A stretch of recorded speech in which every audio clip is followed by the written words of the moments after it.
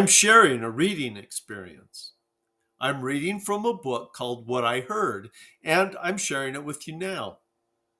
I hope you listen and receive something worthwhile from this. This video might inspire you to read what I did. It's my hope that you'll search for the best books and gain information and ideas to help you to become a better person. The more you read, the better you'll think, and the better you think, the more you'll be able to face life's challenges successfully. 583 to 585 BC. Ezekiel begins to see visions on July 31st, 593 BC. I, Ezekiel, have been here in Babylon for some time. Last night, the Lord showed me a scroll covered with funeral songs, words of sorrow, and pronouncements of doom. The Lord then said, "Let my words become part of you." Then he told me to eat the scroll that he had shown me. I was very puzzled how something so awful could taste so good.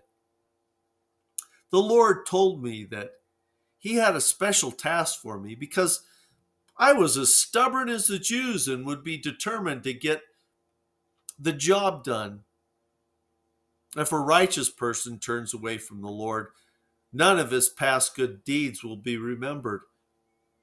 If Jerusalem was doing this, I figured they probably won't come back because no person twisted by sin recovers. But that was not for me to decide.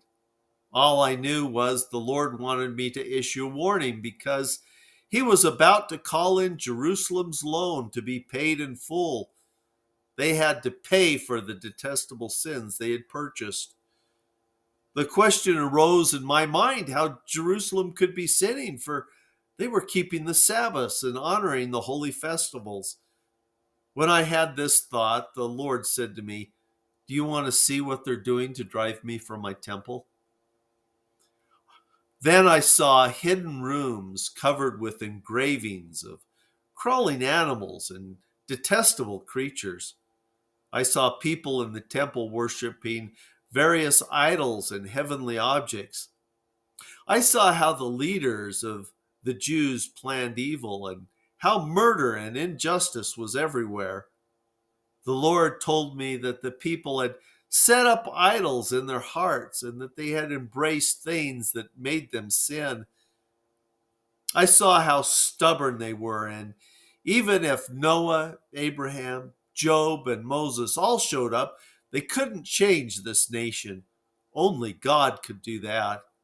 The Lord told me, when you meet them, you will see their behavior and you will understand what is being done to Israel is not without cause.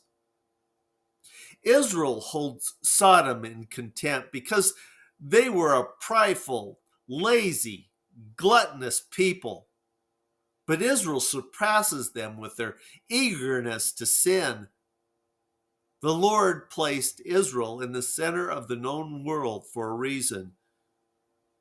When it was time, the Lord told me he would scatter his people with the sword for their refusal to obey. A third would be destroyed.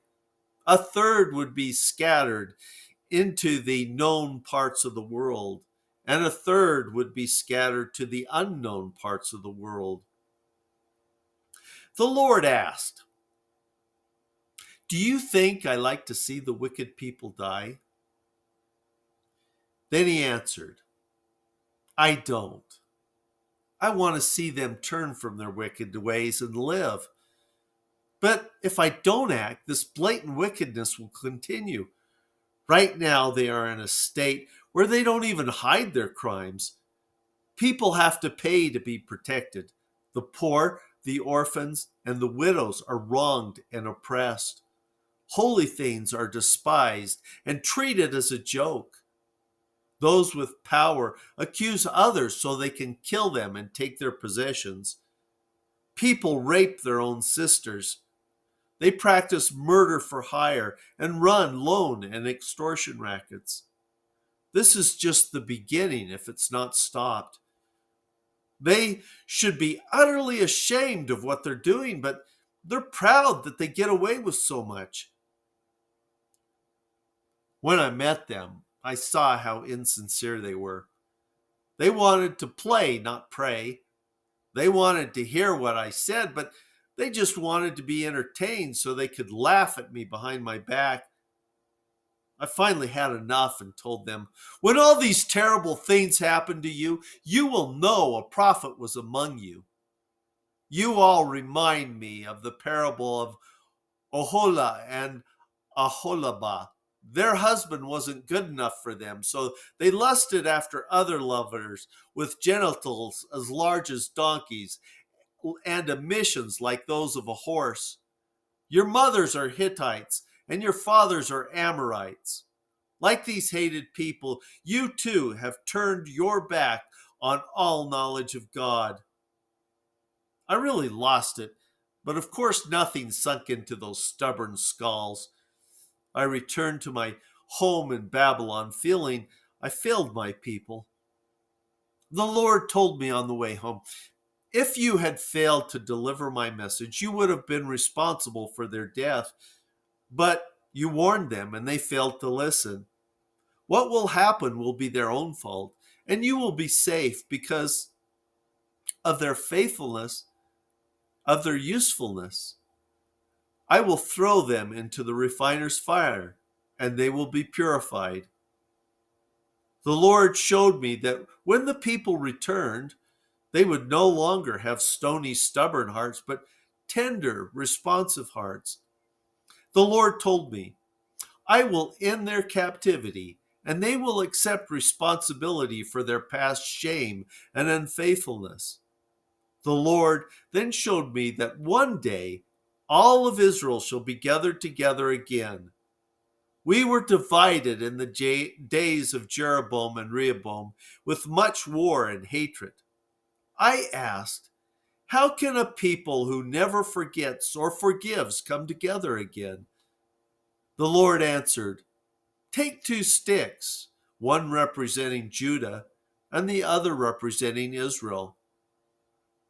When I put them together, they will once again be just one stick. I will gather them from all nations to this place and unite them as they were in the days of David and Solomon. They will no longer be divided. This will happen in a far distant future, but it will come to pass. This gathering will frighten everyone, and they will send a vast army that will approach this land from the north. When it appears that they will have the victory, I will step in and destroy most of these invaders. It will take 7 months to find and bury all the dead. All things will be renewed, and a new river will flow through the desert to the Dead Sea and turn it into fresh water where fish live. Therefore, have hope. I wish you the best in your happy readings. Thank you for joining me.